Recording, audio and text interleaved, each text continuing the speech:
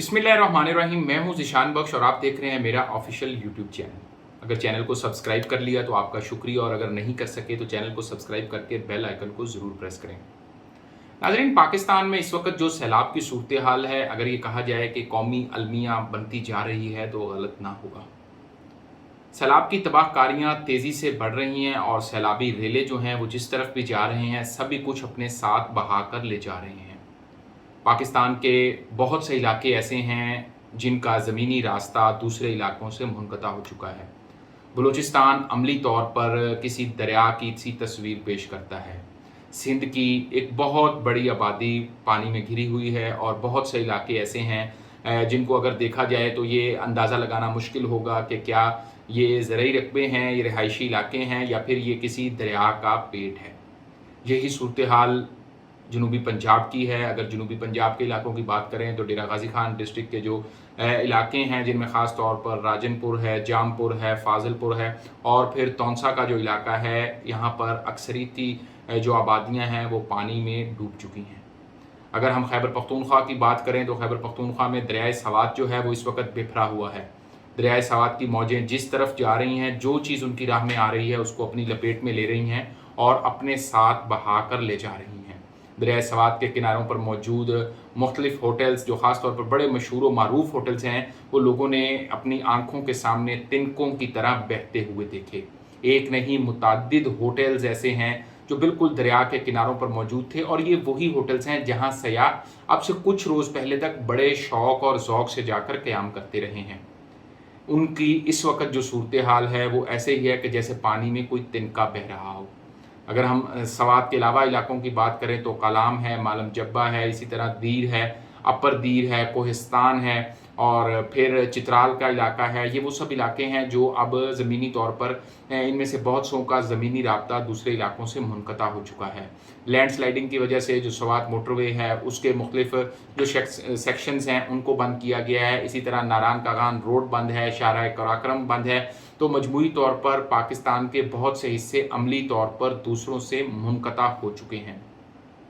अगर सैलाब की मजमूई तबाहकारियों पर बात करूं तो कम व बेश एक मोहतात अंदाजे के मुताबिक 1000 अफराद जो हैं वो अब तक अपनी जान सैलाब की नज़र कर चुके हैं। सिर्फ यही नहीं, तकरीबन 1 लाख से ज़ायद जो माल मवेशी हैं लोगों के, वो भी इस सैलाबी पानी की नज़र हो चुके हैं। सैलाबी रेले सैकड़ों जो मकानात हैं वो बहा के ले जा चुके हैं। हज़ारों मकानात ऐसे हैं जो अब रहने के काबिल नहीं रहे। अगर एक मोहतात अंदाजे के मुताबिक मैं बताऊं तो कच्चे मकानात ऐसे हैं जिनकी तादाद कम व बेश 30,000 बताई जा रही है, जो कि मुकम्मल तौर पर तबाह हो चुके हैं। सिर्फ यही नहीं, 7,000 मकानात ऐसे हैं जो जुज़वी तौर पर मुतासिर हुए हैं। 710 किलोमीटर का इलाका है, रोड नेटवर्क है जो सिर्फ बलूचिस्तान के अंदर डिस्टर्ब हुआ है, जो रोड नेटवर्क मुतासिर हुआ है और बहुत से पॉइंट्स ऐसे हैं जो कि बिल्कुल सड़कें वहाँ से पानी के साथ बह गई हैं। 18 पुल मुतासिर हुए हैं और 1 लाख जो है वो जो जानवर हैं वो इस पानी की नज़र हुए हैं। अगर मैं मज़ीद बताऊं तो खुले आसमान तले सिंध के अंदर जो सूरत हाल है, पीपल्स पार्टी की जानिब से रिलीफ ऑपरेशन बहुत ताख़ीर से शुरू किया गया और अब जबकि पूरे मुल्क में एक डिज़ास्टर की सी कैफियत है तो अब सिंध हुकूमत को भी होश आई है। माफ़ कीजिएगा। अगर पंजाब की बात करें तो वज़ीर आला पंजाब ने 5 अरब रुपए की मालियत से वज़ीर आला पंजाब का जो सपोर्ट प्रोग्राम है फ्लड रिलीफ वो स्टार्ट किया है और फौरी तौर पर रिलीफ ऑपरेशन को शुरू कर दिया है। पंजाब के अंदर वज़ीर बल्दियात जो है मियां महमूद रशीद, उन्होंने डेरा गाजी खान के इलाकों का दौरा किया। जो मुकामी MPs थे अहमद अली दरेशक और हनीफ पताफ़ी उनके हमरा थे और जो एक बात उन्होंने बताई, उनका कहना है कि इस वक्त पहाड़ों पर जो लोग मौजूद हैं, जो लोग सड़कों पे और सड़कों की अतराफ़ में मौजूद हैं, उन तक तो रिलीफ गुड्स पहुंचना शुरू हो गई हैं। वो लोग किसी न किसी हद तक इमदाद से मुस्तफ़ीद हो रहे हैं। लेकिन अगर बात की जाए पहाड़ों पर मौजूद लोगों की तो उन तक अभी तक रेस्क्यू और रिलीफ ऑपरेशन बाज़ाब्ता शुरू नहीं हुआ। यही वजह है कि पंजाब हुकूमत को یہ تجویز دی گئی ہے کہ آپ فوری طور پر جو ہیلی کاپٹرز ہیں ان کا ارینج کریں اور اس ہیلی کاپٹر کے ذریعے تاکہ لوگوں کو ریلیف آپریشن شروع کیا جا سکے، جو لوگ پہاڑوں پر پھنسے ہوئے ہیں ان کو نیچے لایا جا سکے اور ان کی ہنگامی بنیادوں پر مالی امداد کے ساتھ ساتھ ان کے رہن سہن کا بھی بندوبست کیا جائے۔ شمالی علاقہ جات میں آنے والے چند دنوں میں ٹھنڈ شروع ہو جائے گی اور اس کے بعد لوگوں کو کمبل اور رضائیوں کی بھی ضرورت ہوگی۔ اس وقت جو لوگ پانی میں گھرے ہیں ان کی سب سے جو بڑی ضرورت ہے وہ واٹر پروف ٹینٹس ہیں، کیونکہ ایک طرف بارش کا سلسلہ وقفے سے جاری ہے تو دوسری طرف سیلابی جو پانی ہے وہ بھی اپنی شدت کم نہیں کر رہا۔ پہاڑوں سے جو پانی ہم نے دیکھا کہ سوات سے گزر رہا ہے، دریائے سوات اور ہے وہ اب اس کے بعد آگے KPK کے دیگر علاقوں خاص طور پر نوشہرہ کو ہٹ کرے گا، تو نوشہرہ کے بعد یہ آگے بڑھے گا اور پنجاب کی طرف آئے گا اور پھر دریائے سندھ میں جا کے سندھ کے علاقوں تک پہنچے گا۔ لیکن اگر موجودہ صورتحال کی بات کریں تو سیلاب سے نکلنے کے لیے جو چین کی حکومت ہے انہوں نے فوری طور پر تقریباً 4000 خیمے، 50,000 کمبل اور 50,000 واٹر پروف ٹینٹس فوری طور پر حکومت پنجاب اور حکومت پاکستان کو بھجوانے کا فیصلہ کیا ہے تاکہ مشکل کی اس گھڑی میں چین ہمیشہ کی طرح اپنے بھائیوں کے کام آ سکے اور ان کے شانہ بشانہ کھڑا ہو سکے۔ صرف یہی نہیں، $3000 نقد بھی دیے جا رہے ہیں تاکہ جو لوگ سیلاب سے متاثرہ ہیں ان کی خشک راشن، کھانے پینے کی اشیاء اور دیگر جو ضروری اجناس ہیں وہ بھی ان کو بہم پہنچائی جا سکیں۔ اگر میں مزید بتاؤں تو اس وقت جو پاک فوج ہے ان کی جانب سے ریلیف آپریشن بھرپور طریقے سے جاری ہے، جہاں ریسکیو 1112 پروونشل اور نیشنل ڈیزاسٹر مینجمنٹ اتھارٹیز کام کر رہی ہیں، وہیں آرمی چیف کی طرف سے ایک کور کمانڈر کانفرنس میں ایک بڑی احسن بات سامنے آئی کہ جتنے بھی جنرل آفیسرز ہیں ان کی جانب سے 1 مہینے کی جو سیلری ہے وہ فلڈ ریلیف میں دی جائے گی۔ اسی طرح وفاقی کابینہ کی جانب سے اور صوبائی حکومتوں کی جانب سے بھی اسی قسم کے اعلانات کیے گئے ہیں۔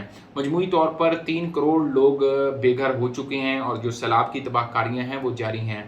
پاکستان کی حکومت نے عالمی مالیاتی اداروں اور جو عالمی ڈونر ایجنسیز ہیں ان سے رابطہ کیا اور ان سے کہا کہ پاکستان کو فوری طور پر اس کلیمٹی سے نکلنے کے لیے مدد کی جائے اور پاکستانی حکومت کی امداد کی جائے، جس کے بعد اقوام متحدہ سے اس اپیل کے نتیجے میں $50 کروڑ کی امداد کا انٹرنیشنل ڈونر ایجنسیز نے اعلان کیا ہے، جس میں ورلڈ بینک ہے، ورلڈ فوڈ پروگرام ہے، UK ایڈ ہے، اسی طرح جو دیگر ادارے ہیں بین الاقوامی ان کی جانب سے یہ سارے اقدامات کیے گئے ہیں۔